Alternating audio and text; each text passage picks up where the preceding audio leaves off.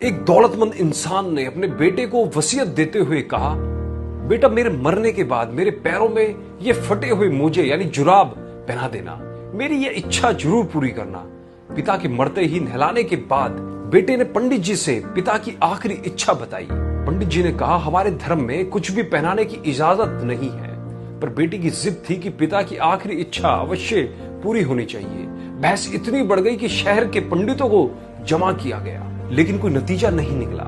इसी मोहल्ले में से एक व्यक्ति आया और आकर बेटे के हाथ में पिता का लिखा हुआ खत दिया, जिसमें पिता की नसीहत लिखी थी। मेरे प्यारे बेटे, देख रहे हो, दौलत, बंगला, गाड़ी और बड़ी बड़ी फैक्ट्री और फार्म हाउस के बाद भी मैं एक फटा हुआ मोजा तक नहीं ले जा सकता।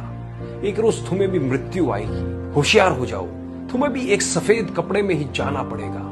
लिहाजा कोशिश करना, पैसों के लिए किसी को दुख मत देना, गलत तरीके से पैसा ना कमाना, धन को धर्म के कार्य में ही लगाना। सबको यह जानने का हक है कि शरीर छूटने के बाद सिर्फ कर्म ही साथ जाएंगे, लेकिन फिर भी आदमी तब तक धन के पीछे भागता रहता है जब तक उसका निधन नहीं हो जाता। बेटा, कुछ बातों का हमेशा याद रखना, जैसे जो आपसे दिल से बात करता है उसे कभी दिमाग से जवाब मत देना।